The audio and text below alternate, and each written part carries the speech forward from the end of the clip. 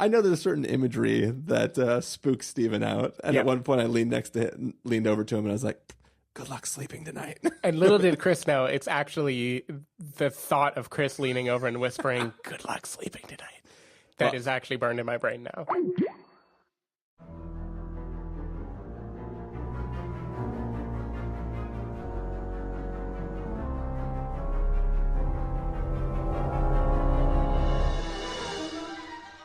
Hello, everybody, and welcome to the Spoiler Warning Podcast. This is review number 516 with a review of The House with a Clock in Its Walls. I'm Christopher Schnese. And I'm Stephen Miller. And for joining us for the first time, the Spoiler Warning Podcast is a weekly film review program. Each week on the show, we're going to dive in, debate, discuss, and argue over the latest film releases coming to a theater near you. This week, this is the only review technically that came to a theater near you this week. But we're putting it right in the middle, sandwiched between our other two reviews. Previously in the feed, we had a review of A Simple Favor, and then after this episode, we'll have a review of Next Gen, the new Netflix film. But yeah, here we are talking about this film. Clearly a kid's film. Clearly, we'll get into it. I mean, there are definitely some things happening in the world that if you were an adult and could understand the ramifications of it, would be horrible. Yeah. And too much for a child's little brain to understand. But I think that I think it's safe to say that from the dialogue and the visuals that this is intended for children. But yeah, sometimes it's good for us to be children again, right, Stephen? For sure. So yeah, we're going to talk about it for you. You ready to do this? I'm ready. Do you need to shake your 8-ball before we get started to see if we're allowed to start the episode yet? Let me do it. It says yes. I have no joke. Damn it. And on that note, we're going to take a listen to the trailer for The House with a Clock in Its Walls, and we're going to come back and give you a review. It says you look like a baby orangutan. Last stop. Lewis? I'm your Uncle Jonathan. Are you wearing a robe? It's a kimono. Here we are. Home sweet home.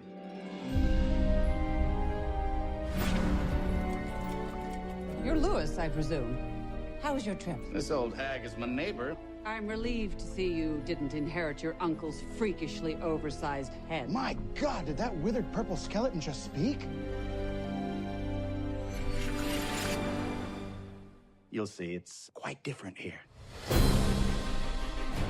Have a look around. You're perfectly safe.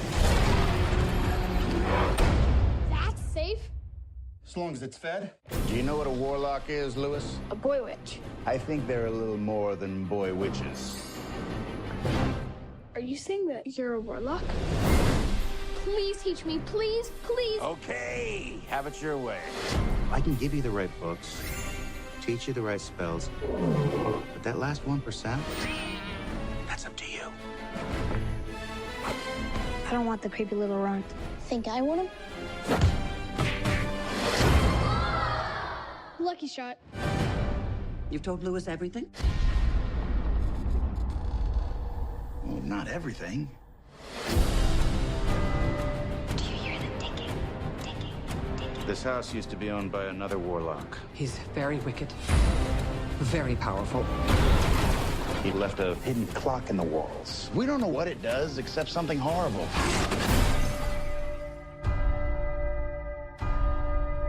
Three gongs. Last time it was 4. What happens when it gets down to 1? Nothing good, that's for certain.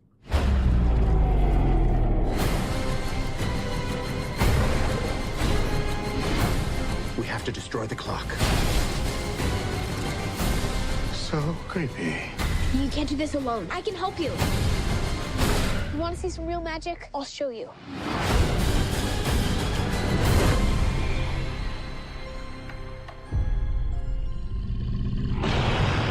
Shall we? God, I hate pumpkins. Did you see that? All right, so that was the trailer for The House with a Clock in Its Walls. It's about a young boy who something happens to his family, and he has to go live with his uncle, who turns out might have some sort of magic abilities, and he lives in this old house that has a clock in its walls. And this boy kind of has to hang out there and figure out what's going on. A bunch of things happen, and a bad person gets put on the loose, and the child has to team up with his uncle and neighbor friend to hopefully try and stop the bad plans of the bad man. Stephen Miller, rumor has it that you had a lot of fun with this film. Yes, there are two main points I want to make about this movie. One, I cannot believe Eli Roth made this movie. I heard somebody said that this is like his Owls of Ga'Hoole, and I see that here, where it's like a movie where like you're known for being a kind of like very dark, dour, specific filmmaker, and you just do this like kids movie that is so totally not what anyone would have expected of you. But I feel like Owls of Ga'Hoole is like very Zack Snyder. Like when you watch that movie, like there are fucking owls with like metal armor talons on them, and things getting beheaded, and like it's like it's okay. I should say it takes good parts of the director and it turns away like the tone that becomes too dour for most people. In this case, like for sure, there's very Eli Rothy things in this movie. Like there are a couple. Like the design of some mask that a baby doll wears. Like there are things that happen in this movie that I'm like, oh yeah, a horror director is the one doing this. But for most of the time, it just feels like a thing he made for his kid. I think we talked about this before. Yeah. The second point is I friggin' loved this movie. I thought it was great. So, okay. We said it for a simple favor. I'm going to say it here too. It's true for like almost any movie.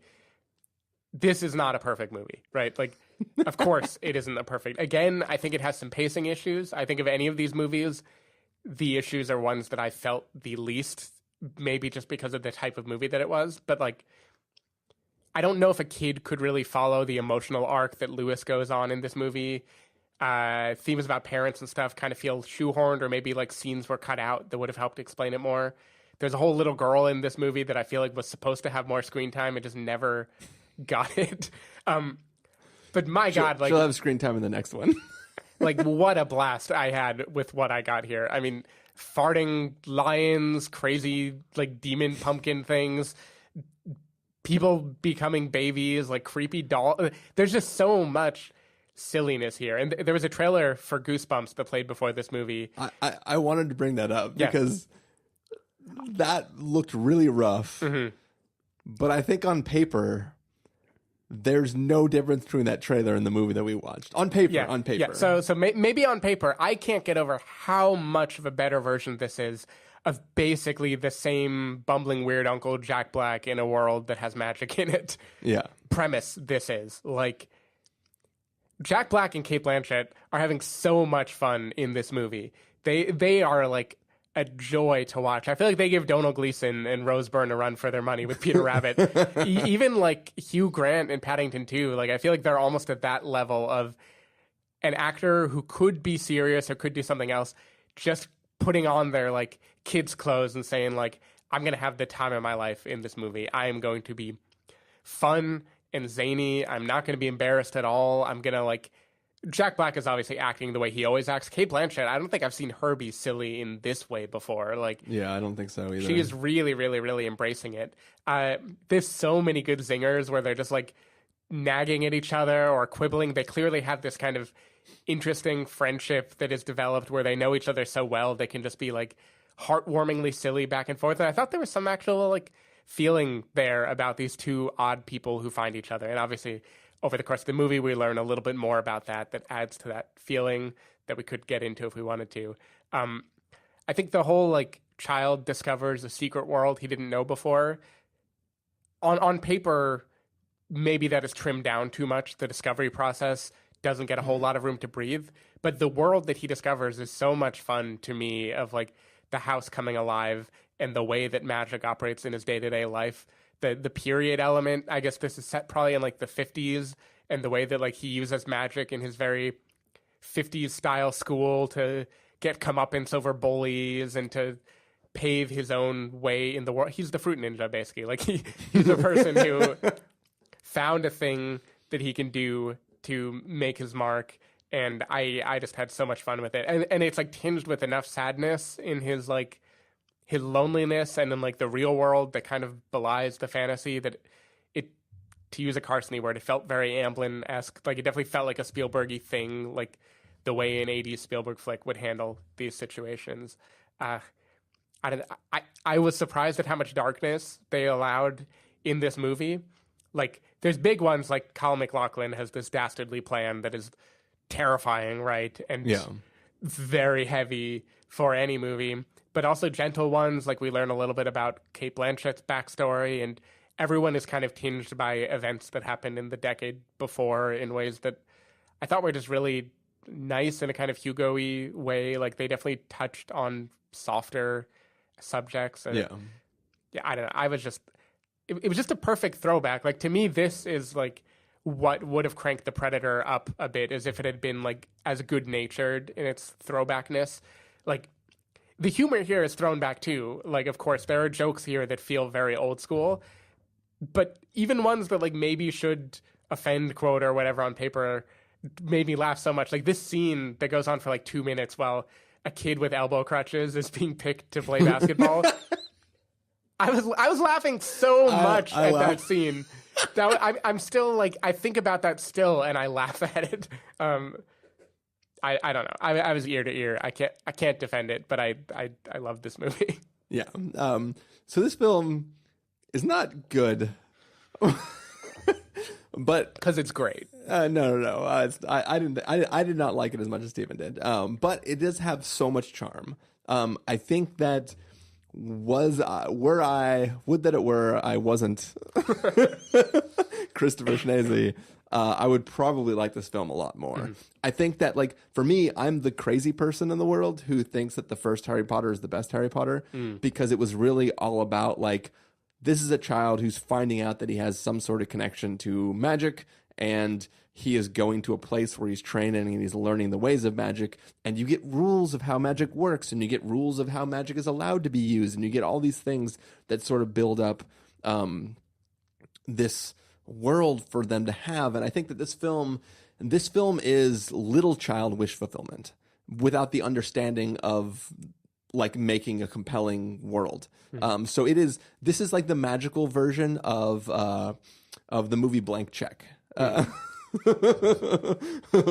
Sure. Like, in that movie, the kid gets a blank check and then builds himself a mansion with everything he would want to do in it. And this is sort of the magical version of that too, right? It's like no rules and do what you want, then blah blah blah blah blah. And it's like there's a fun aspect to that. You know, it's a little Home Alone-y too, right? Mm-hmm. Yeah. Like, and that's enjoyable and it's fun. But like, you're dealing with a kid who like is trying to become a warlock, and there's not really like, his uncle has no rules for anything except for don't read that book over there. Yeah. And it's like, like, I don't know.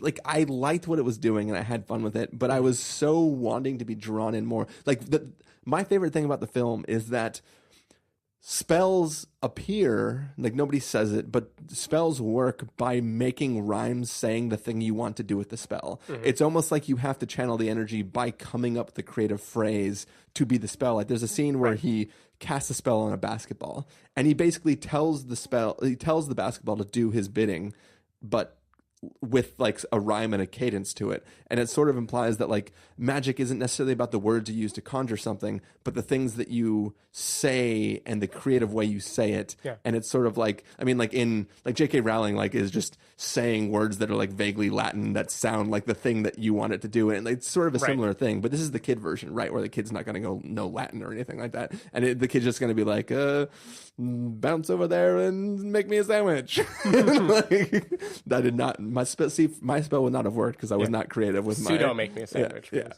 Nice. But yeah, so it was just a thing. It was just a thing that, like, there was so much more it could have like delved into and found a way to make this world really compelling. But instead, it didn't have time to do that because it wanted to have banter between like the uncle and the neighbor and just do fun little things or have weird, scary moments where a weird puppet, like at one point, I know there's a certain imagery that spooks Stephen out. And at one point I leaned over to him and I was like, good luck sleeping tonight. And little did Chris know, it's actually the thought of Chris leaning over and whispering, good luck sleeping tonight. that is actually burned in my brain now. I've gone ahead and replaced the ringer from my phone number with a recording of me saying, "Good luck sleeping tonight." And I'm just going to call you repeatedly throughout the night. Yeah. I won't sleep at all, but it'll be worth it. Oh, yeah. And I'm going to learn it's the only way I can sleep is hearing that eventually. But yeah, so it's a really fun film that I enjoy. I think if I was forced to watch this repeatedly, I would get sick of it real fast. Like if I had like a little child who was like, yay, put on the House of the Clock and its walls, I would be like, fuck this movie. But I think seeing it late at night, just in like a pretty much empty theater, after drinking a liter of beer,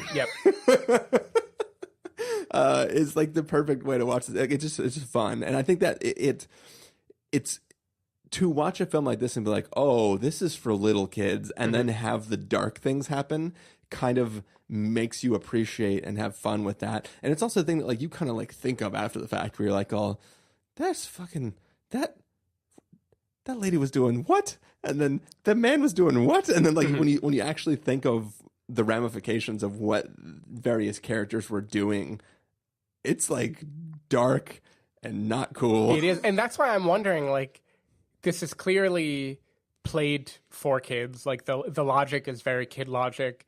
The idea that like the most exciting thing in the world is you can eat cookies for dinner and you don't have a bedtime, right? Like that is obviously there, but I couldn't help but feel like it was also targeting people who are nostalgic for being kids and wanting those kind of movies, because it feels like it just had too much there for the adults for it to not be like meant almost at least as much for us as it is for the kids that are watching it.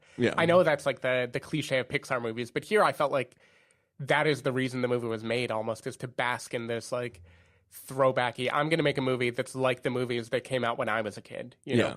And I hear everything you're saying. In my mind, if it had explored the magic world more and gone into more of the Harry Potter thing,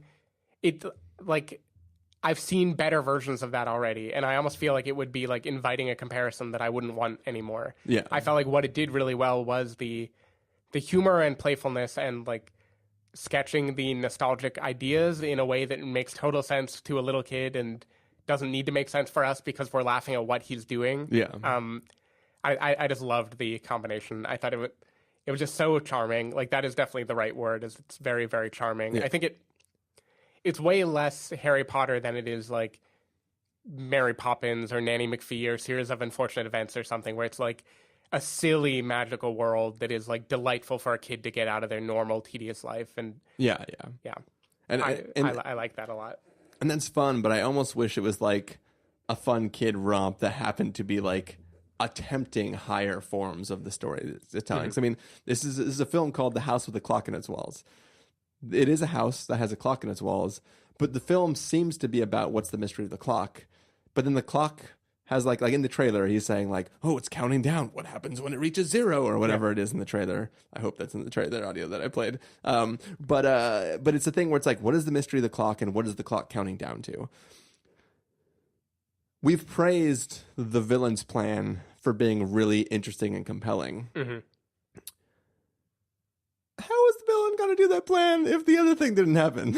We don't know. We don't know normally. Yeah, like maybe he doesn't do it. They imply that like an event happens at the end of the countdown, but that's not what the story is. Like the event, like it is a clock, and what the villain's plan is relates to a clock, but the clock's frequency has nothing to do with the thing that triggers whatever the thing. Like it's like a series of things that don't actually relate to each other, but are just metaphorically related to each other. And it's just one of those things where like that's not fun.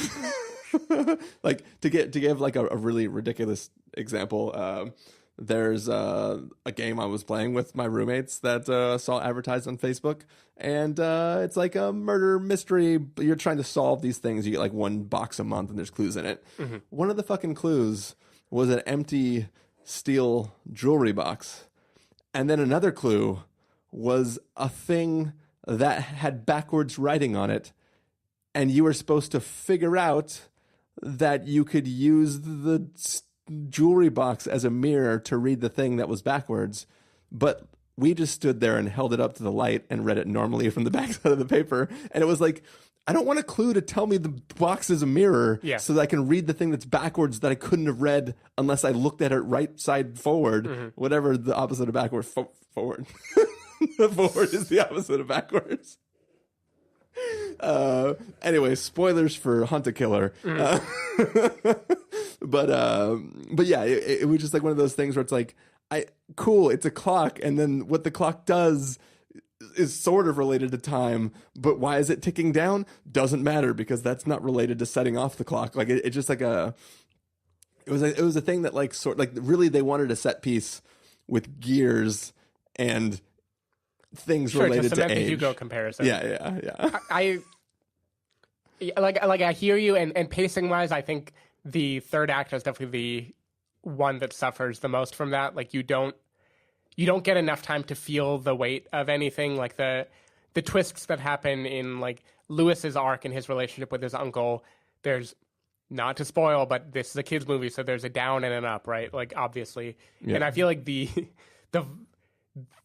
curvature of that is so tight here. It's like within like 20 seconds that it flips already, and like all the logic of like the end game and what bad things are happening and what can they do to stop it is like compressed in a way where obviously you can't get like you can't worry about it, right? Like there's not enough time for it. You're just having fun. I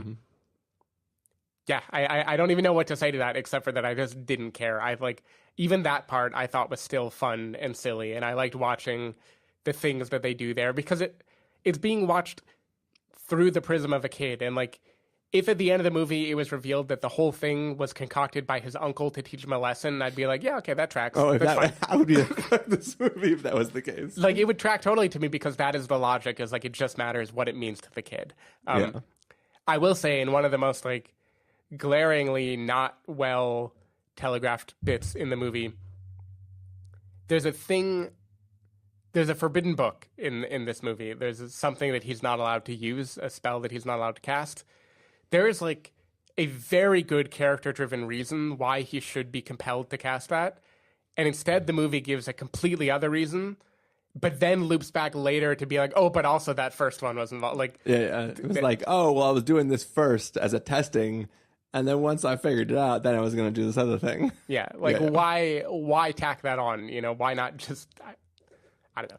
There are little bits that if I were being picky, I could obviously tear it apart on those grounds. But I was feeling sick. I wasn't feeling good that night. Chris and I went to see this movie together. My mood elevated like 300% from watching this movie. I was so happy afterwards, and I can't dock it for that. I think Eli did what he wanted to do. Yeah, I know. I had fun with it. I like with A Simple Favor. The film isn't great, but the act of watching it is the thing that propels you through watching it. Like it's like oh yeah, that was fun. I had fun with it. Silly and dumb, but also pretty charming. Oh yeah. And with that, should we get to our review, Stephen? Oh yes. We've already been doing the review. Should we get to our verdict? Yep. All right, Verdicus Communico. See, you're doing the J.K. Rowling version. Yeah. I went the Eli Roth one. Give me a verdict, or nothing rhymes with verdict. Yeah, I'm giving this a must see. I'm going all out. I had way too much fun to not steer into this movie. I'm very curious what Carson thought of it because I feel like he would also be all about this for very similar reasons. Gotta say, as much as I thought Jacob Tremblay was fine last week, this kid here plays the like outsider who has like a lot of secret potential in a way that I found way more charming. Maybe I just relate to him more. I don't know. Yeah. Speaking of must see, Chris, you got to watch Paddington 2. I watched it on the airplane on the way back. It is so fucking cute. Steven, I got to watch Paddington 1 first. I know. I didn't watch Paddington 1. You don't even need to. Oh, how just watch dare the second you. one. How will I know how he becomes Paddington? All I can say is now I want to watch Paddington 1 even more than I did before. Well, so fucking cute. I am going to give this movie. Give me a rating and don't you be hating. It's I can't in good conscience tell somebody to go out and watch this movie. Sure. But renting it, fine. Yeah. I would be like, I recommend renting it just to see how weird it is. Wait for rental then. Yeah, Don't overthink it. yeah, I'll give it a wait for rental. It was fun and I enjoyed it. But yeah, it's not like it was not my favorite of the 3 films that we watched or that we're reviewing this weekend. So, but it was cute. That's fair. That's fair. All right. Well, I think that's gonna do it for this episode. It's a pretty brief episode, but that's fun. Stephen Miller, if people want to find you throughout the week, where can they do that? They can go to twitter.com/sdavidmiller or sdavidmiller.com. People can find me at ChristopherInRealLife.com or twitter.com/ChristopherIRL. You can find the podcast over at thespoilerwarning.com, where you can get a bunch of the back episodes of the show. If you want to subscribe to the show, you can do so in Overcast, Stitcher, Apple Podcasts, or wherever podcasts are found. If you want to know when the episodes go live, you can follow us at twitter.com/spoilerwarning or like us at facebook.com/thespoilerwarning. If you want to get a hold of us directly, you can send an email to fans@thespoilerwarning.com, or you can use the contact form on our site. Music for this episode will come from the soundtrack to The House with a Clock in Its Walls. So hopefully you are enjoying that. We are about to take off. We're gonna go review the Netflix original film Next Gen. So get ready for that, and we will see you in that review. And yeah, later.